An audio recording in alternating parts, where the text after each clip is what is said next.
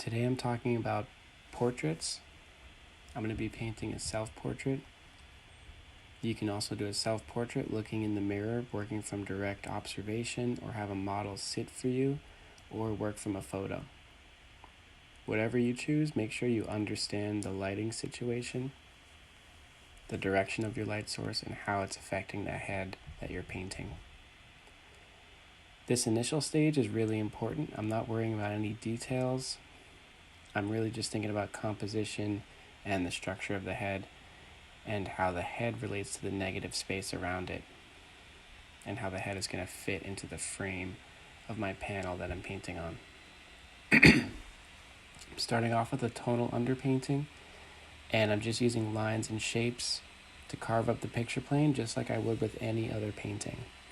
But I'm also thinking about the proportions of the head from the top of the skull to the bottom of the chin, and that brow ridge line, the line of the eyes across the middle of the head. Remember that the eyes are halfway down the head.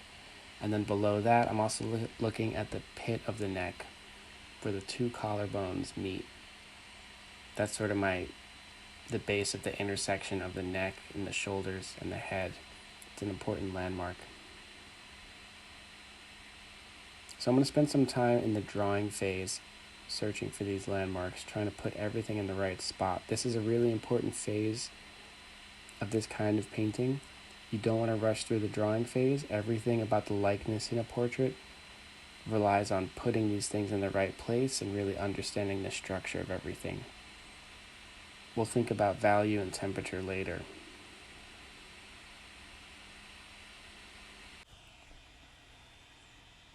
The drawing will get redrawn over and over again. You're going to see me destroy this portrait and rebuild it a bunch of times. That's just the way that I work. I'm using that large house painting brush to diffuse all of those edges, and I'm using a squeegee to carve out the light shapes and the negative space. I like the squeegee because it's really efficient in moving paint around quickly. But take your time in this stage of the portrait. It doesn't have to look exactly like a portrait just yet. Remember, you want your composition to be really strong even with just these abstract forms. So it's really a balance between the two, looking at composition in an abstract way and also trying to have good proportions and good structure. So before I continue painting too much longer, I do want to talk about the structure of the head. When we practice head construction, it's really important to know that the plane of the eyebrow, like the whole brow, the whole eye socket, is about halfway down the skull. That halfway line, if we look at the skull from top to bottom, that halfway line goes right through the middle of our eyes, and then the top of the eye socket and the bottom of the eye socket are above and below that. And then if we divide that in half again, moving towards the chin, we get the base of the nose. And then looking at the top of the eyebrow and the bottom of the nose gives us where the top and bottom of the ear. So if we divide the head in half and then divide it in half again, it's going to tell us roughly where the eyes are going to line up and the base of the nose. So practice drawing this. I'll put some resources online for you to check out and draw along with if this is new information. And think about how this applies to the head that you're looking at. This is a straight-on view. The portrait that I'm painting is a 3/4 view. So if you want to take the time to draw that out and look at it from that angle, it's really important that you understand those different planes. So I've drawn that out here. It's going to help me understand the different planes that I'm seeing in this stage of the painting and in every stage that follows. I'm always seeing this when I look at the head that I'm painting, and I'm always seeing it in my painting too. So practice drawing that and see how it applies to the head that you're painting. So I'll overlay it here in the video so you can kind of see what I'm aiming at and see what I'm seeing. The more you practice this, the more you'll be able to apply it to what you're seeing. And you'll even start to see it in faces throughout the day if you draw it enough. If you've taken my figure drawing class and I've talked about head drawing and portraits, I speak about this a lot. If we're going to understand what we're seeing on the surface, we have to understand those structures lying beneath the surface to kind of build a strong foundation.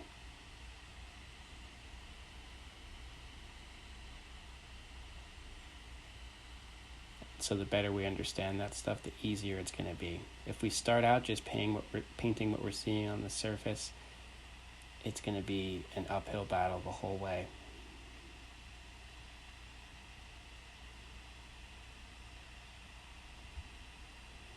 So I'm just using that burnt sienna over and over again, reconstructing the drawing. Again, I'm going to do this a bunch of times throughout the process of this painting, finding and redefining my drawing over and over again.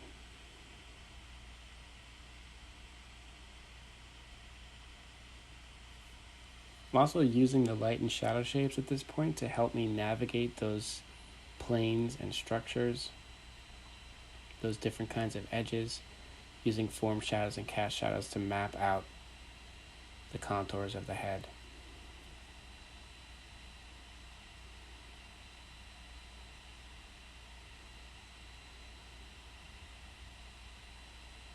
I'm still using that big house painting brush to diffuse all of the edges so I don't get too committed to anything too early.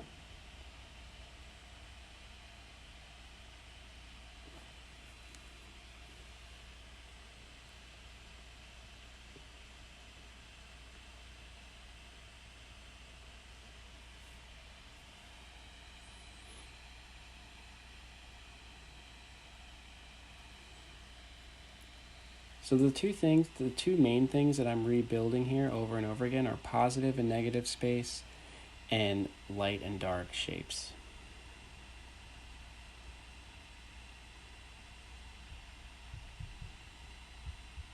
Those two dualities are in constant conversation with each other throughout this drawing phase.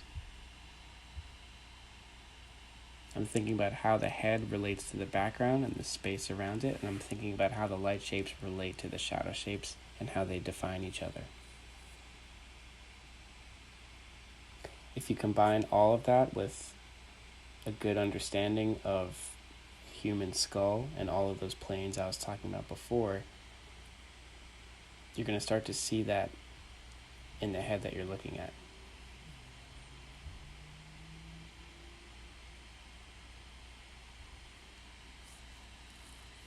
Because I've said this before, but really what we're doing here, it's not just copying what we're seeing, we're translating it into lines and shapes and colors. So I'm starting to mix a color for my light shape.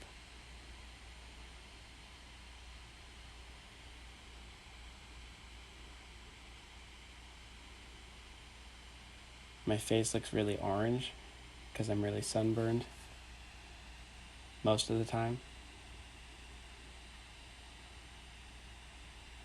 When I'm not teaching, I'm an ocean lifeguard, so I've just got a lot of sun on my face, so especially my nose is just like pure red right out of the tube.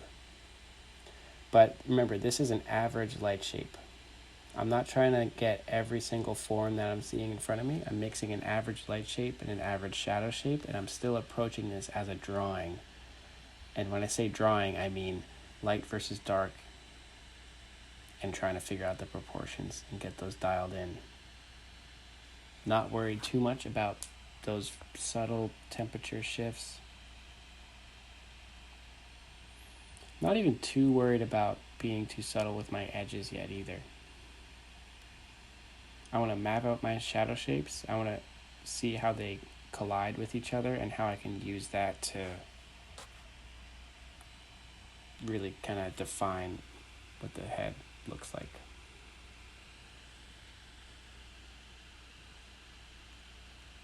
And I'm mixing up a lot of paint here. I'm painting pretty thick. I'm using my bristle brush.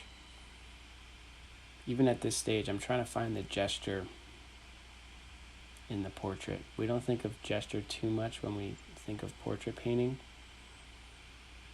but I'm a big fan of Sargent and Wayne Thiebaud.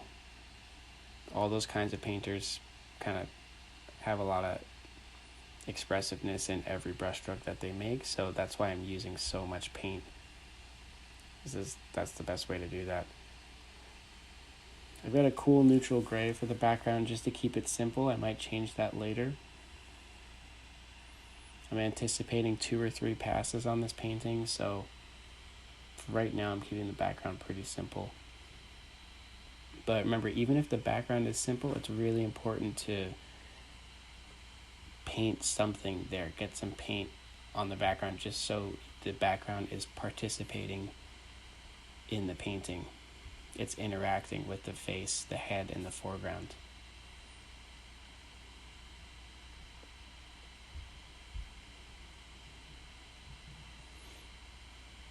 If you only focus on isolated little islands in your painting, it's going to turn into a paint by number, copy machine sort of painting. I like to paint the whole painting kind of all at once, moving from general to specific. So here again, going back into the drawing, maybe this might be the 4th or 5th time going in, looking at light and shadow shapes, thinking about the structure and proportions, trying to make sure everything's in the right spot. I'm thinking about where that brow ridge is of the eyes, thinking about that bottom plane of the nose, how that relates to the ear, the top and bottom of the ear, and I'm using the hairline as a landmark to try and judge how big that forehead is, how big the temple is, how much negative space there is between the hair and the beginning of my eyebrow, the corner of that eye socket. But I'll go in and kind of define and redefine these things over and over again.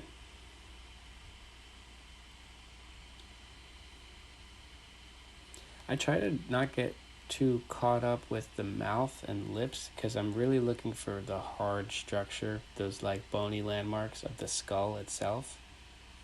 Even when I'm doing a figure drawing, I'm thinking about the skeleton landmarks, the things that we can really rely on that don't move around so much. The mouth, excuse me, and the lips especially are so soft and they move so much. They're not something we can rely on too much as far as structure. But the top and bottom of the eye socket, the jawline, and the ear itself, even though the ear isn't actually bone and the nose itself isn't actually bone, those are all cartilage, still really good landmarks because they don't move around too much. And especially the pit of the neck, which is at the base of the neck, the top of the rib cage, that negative space between the 2 collarbones. I'm always lining that up with the chin and with the bridge of the nose between the eye sockets.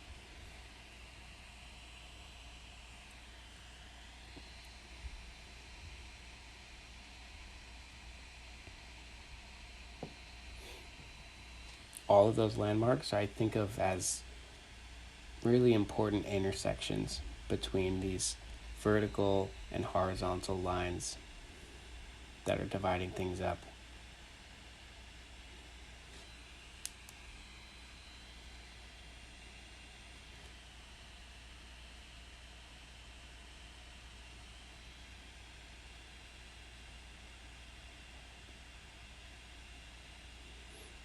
So just like I did for the light shape, this is an average shadow shape color. I'm thinking about the shadows on the face itself and the hair, because my hair is darker than the skin tone. I'm kind of merging them all into one shape or one value. And this block in is really a 2-value statement. I'm assigning one color to everything getting hit directly by light, and I'm assigning one color to everything getting left in shadow. That simplicity allows me to really focus on how they're interacting and where they're interacting. Where the light is meeting the dark is what defines the contours of this map of shapes. So here I'm going in and redefining the light shapes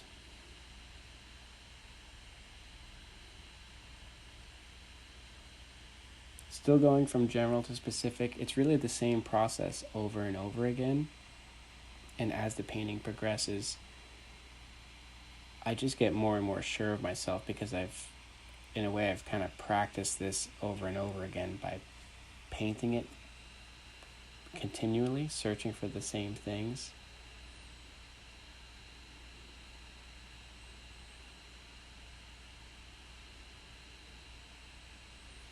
I'm really just kind of editing stuff over and over again.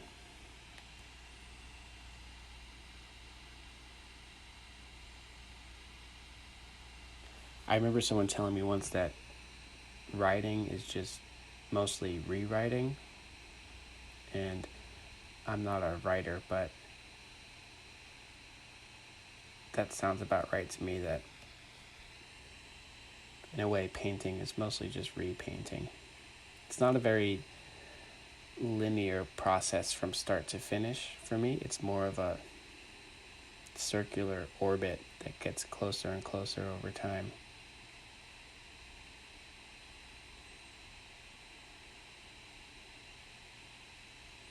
And going from general to specific, most of the progress is made in the first hour of painting. This video is sped up, but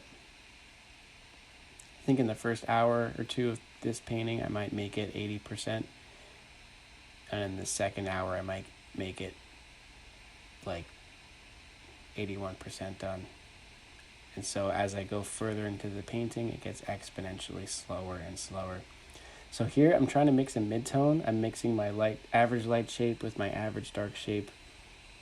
Remember that the mid-tones carry a lot of the color, a lot of that saturation, so I'm trying to boost that a little bit. I mentioned I was really sunburned, so I'm adding some cadmium red to my mid-tone here. So for the head that you're painting, think about where the light is hitting the head and how those forms are turning away from that light source towards the darkness, and trying to understand what that color is going to look like. What's the temperature of your light source? The light bulbs I'm using are pretty cool. But again, my face is pretty warm right now, you could say. So think about that, though. Think about your light source. Especially if you're doing a self-portrait from direct observation, or if you're painting any person from direct observation or any still life in general, think about the light hitting the thing that you're painting and the light hitting your palette and your painting. I'm using all the same light. That's what's easy and convenient about a self-portrait, is that the light hitting your paint, like the paint itself on your palette, is the same light that's hitting the face that you're painting. That's really important for trying to match colors. So here I'm trying to match my skin tone as I see it in front of me.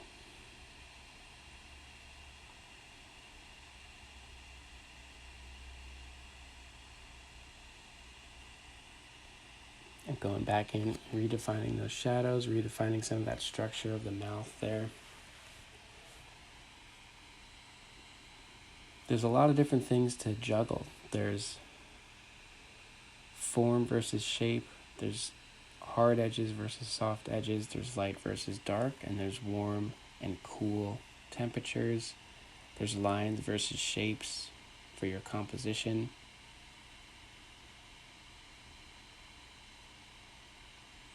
I don't want to give you too much to think about, and I don't want to paralyze you with anxiety with every brushstroke that you make. But the more that you do this, the more comfortable you'll get, and all of those different conversations within you will kind of melt together, and hopefully you can do it all at once.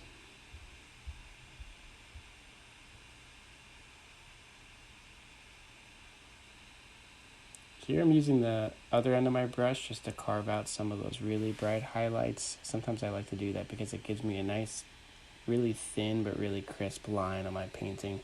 Works best on a panel like this, so I gesso my panels quite a bit so they're pretty slick. They don't absorb too much, so the paint moves around a little bit faster. and then I can draw with the other end of my brush.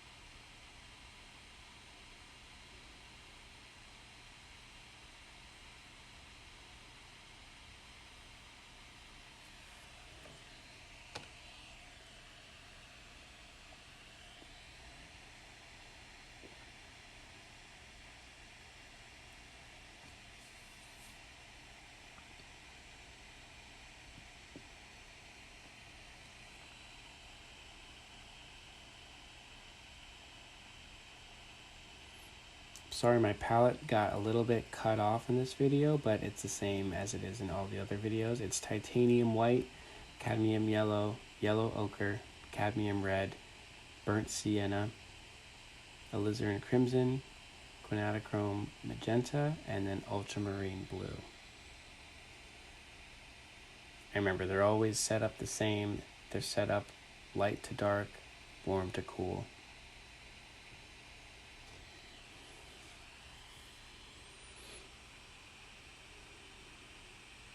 So I have my average light shape, average dark shape, saturated mid-tone. Now I'm going to go in for some darker darks. Kind of like a not quite as warm, but still pretty warm dark. I like the kind of like cooler, but still kind of like a rusty temperature of that alizarin crimson and the quinacridone magenta.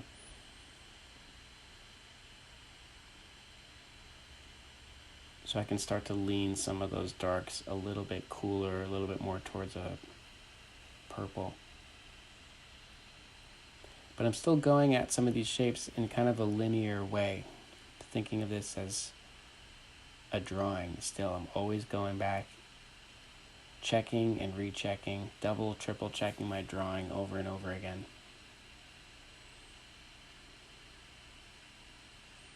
If you're painting a portrait and the likeness is a little bit off, it's a drawing issue.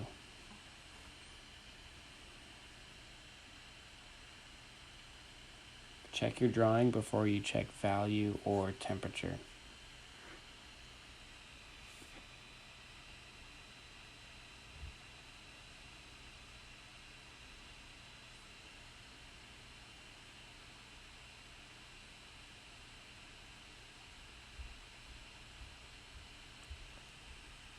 And if painting portraits is a really daunting and intimidating challenge for you, practice drawing. It all comes back to drawing. If you've never drawn a portrait before, go draw 100 portraits. Ideally from life, but photos are helpful too.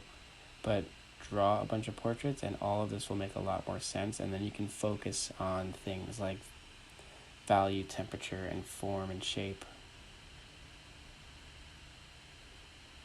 But if you feel like you're spinning your wheels trying to find the drawing, and again, when I say drawing, I'm thinking of it as the drawing phase in painting, but if you want to get better at it, practice it with a charcoal pencil in your sketchbook. Draw some portraits and it'll make the drawing phase of your painting a lot easier.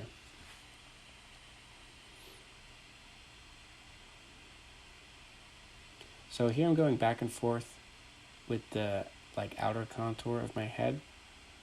Remember to always have that, whatever color the background is, just to have something there to redefine, redraw that outer contour over and over again. They define each other, the positive and the negative space.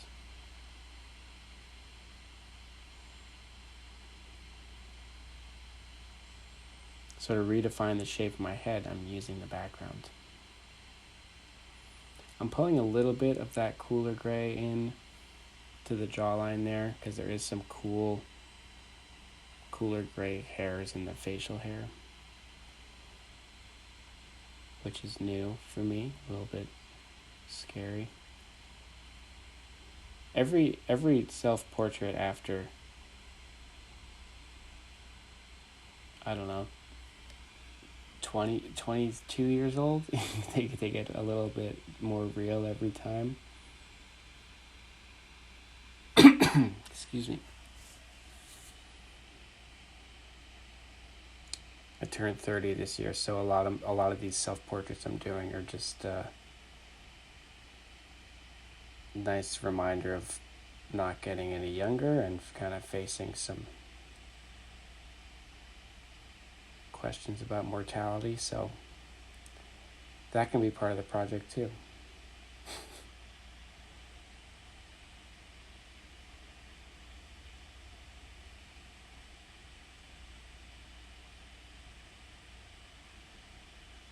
Painting a self portrait is just about facing yourself, literally and metaphorically.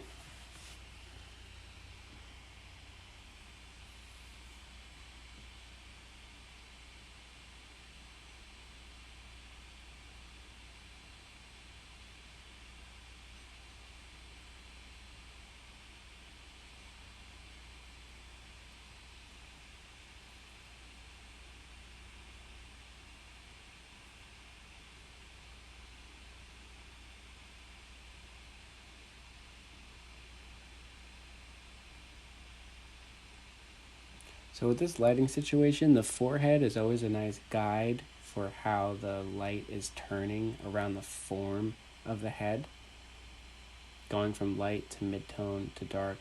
The forehead's a good place to look with the light kind of going diagonally down and across the head because it's spread out over such a large space. It's pretty much the same thing happening across the nose.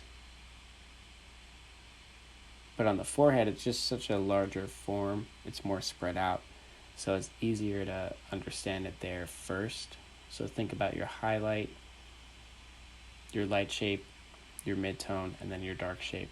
Think about that whole transition on the forehead first, and then kind of go from there and try and find those similar relationships across the nose or across the cheek, the chin, the neck.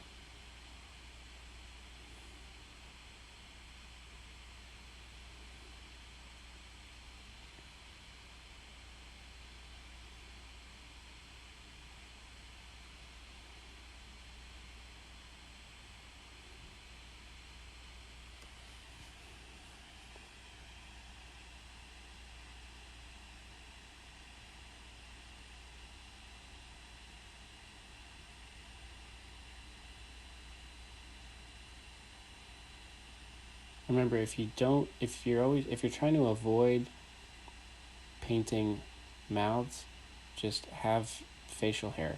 That's a great way to get around that.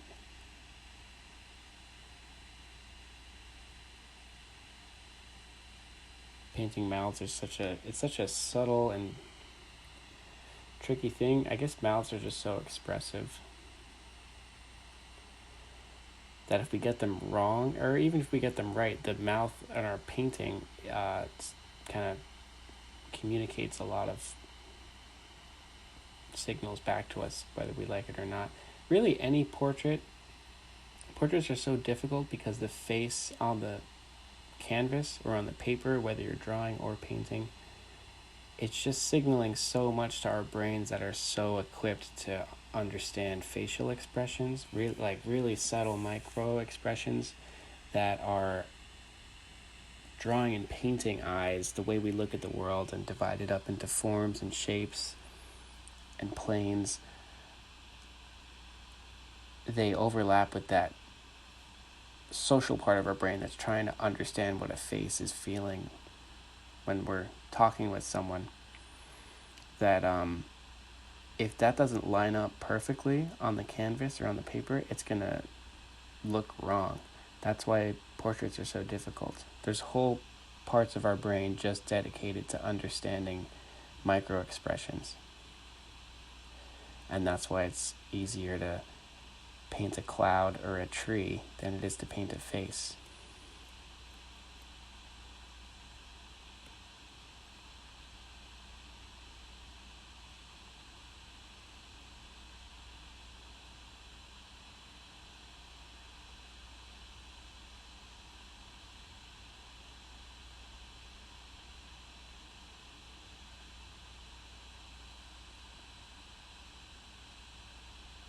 Maybe trees do have micro expressions. We're just not aware of it yet.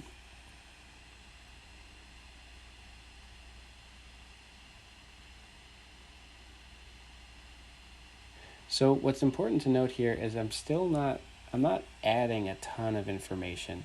I'm taking the puzzle pieces that I have and just trying to rearrange them in the most accurate way that I can. It's accurate, but it's still simple. It doesn't have to get more complicated just because we're trying to get more accurate. I'm still using a pretty large brush. Again, I'm anticipating at least another pass on this, maybe 2 more passes on this painting. There's plenty of time to break these shapes up into smaller shapes, to start fragmenting everything and making it more and more complicated. But if you can get this painting to be accurate and simple at the same time, everything going forward is going to be a lot easier.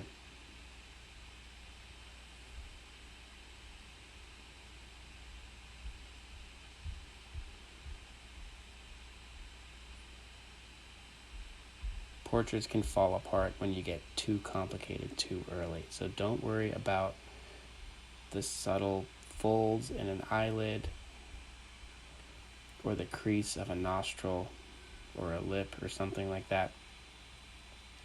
Those are really emotive things. They're things that we get really emotionally attached to. We assign them a lot of weight, like in an emotional, social way. So we want to kind of focus on those things, but please try to go general to specific. Look at the big picture.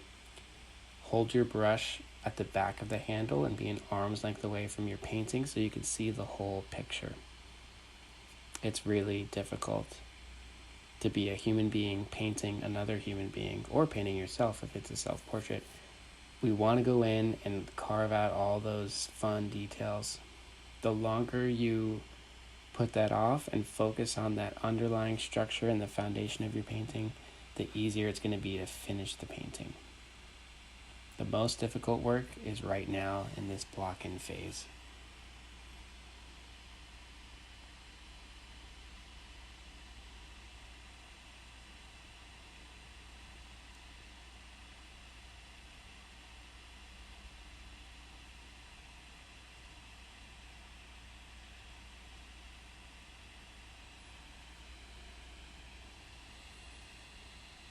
So the more I paint this whole thing and then destroy it and then repaint it on top of itself, it gets a little bit closer every time. It gets a little bit stronger.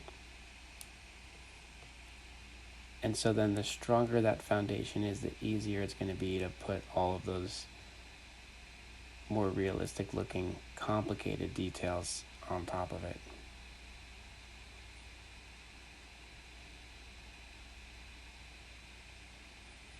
But again, try to find the simplicity. Try and distill everything you're seeing, try and translate it into the most simple shapes possible.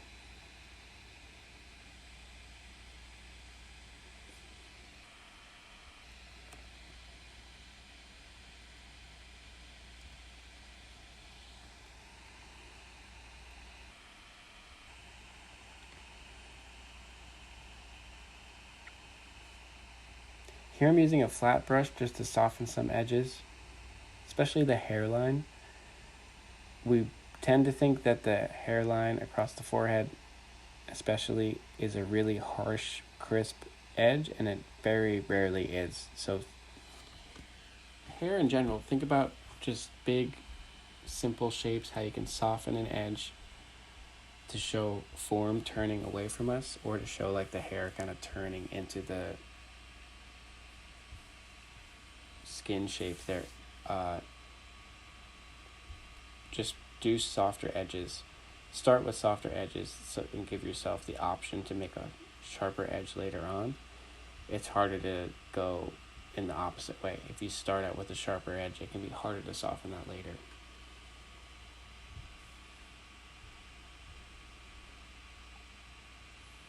So I'm being really, I'm trying to be really purposeful with the harder and softer edges. And that soft flat brush is going to make it easier to do that.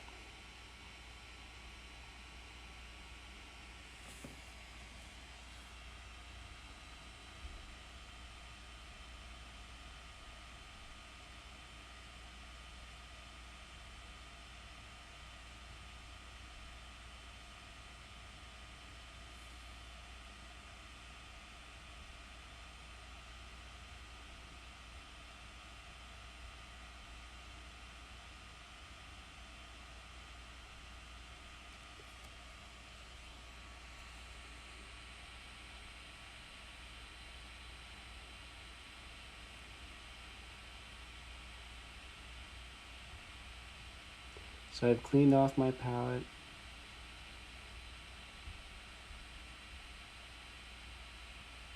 And I'm remixing my average light shape here. I'm going to push it towards the highlight, just as a placeholder. I'm not trying to finish the painting. Our goal today isn't really to make a finished painting, but our goal is to make a complete painting. And what I mean by that is we understand our light source, we understand our values and edges, and how all of these shapes fit together.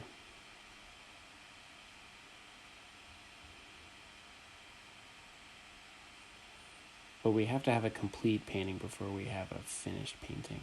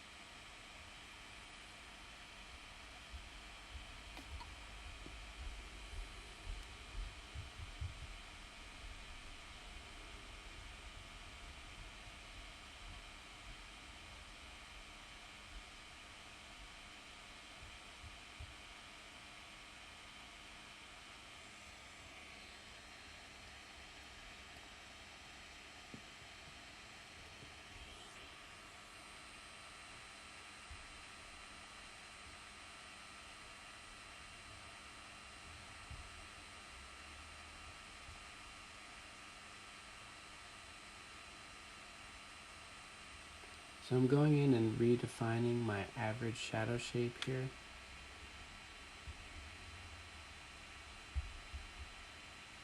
Which is really similar to what I was doing in the first 10 minutes of the painting.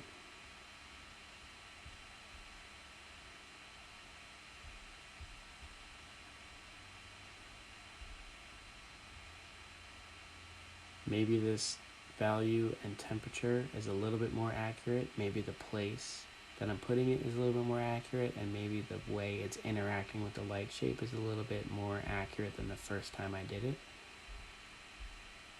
But I'm passing over again and again, getting it a little bit closer each time. But I'm not necessarily trying to make it more complicated. I'm not trying to add more information just yet. There's plenty of time to do that later. But I think the hardest part about painting a portrait is to find that accuracy without overcomplicating things.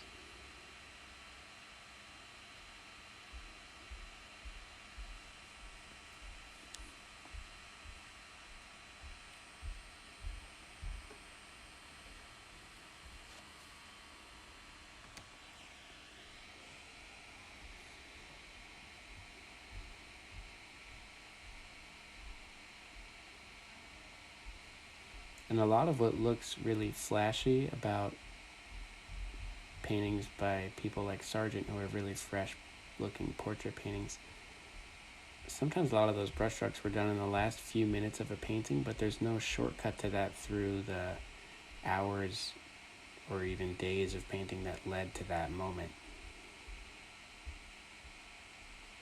So if we try to make those flashy looking marks right from the start, it's not really gonna hold up.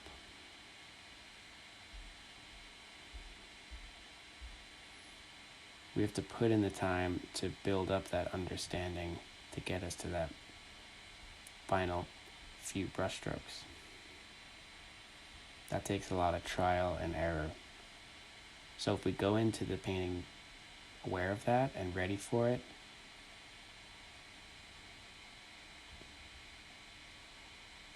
it's going to be a lot less frustrating.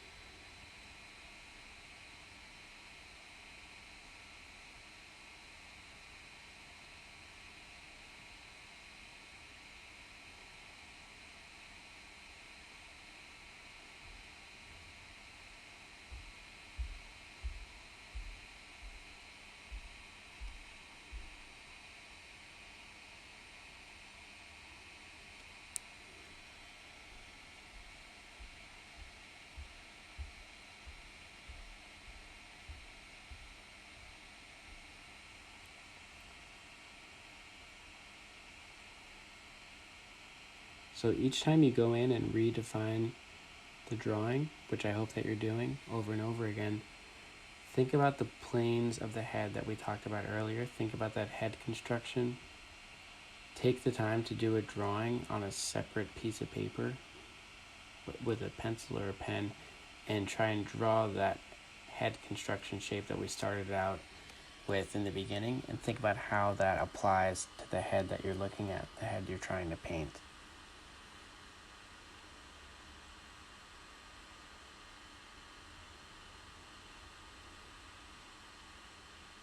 The better you understand that, the less time you're going to spend spinning your wheels trying to find that, and the more time you can spend on things like value, form, and temperature. I just don't want you to get caught up chasing the drawing too late in your painting. That's the most difficult part.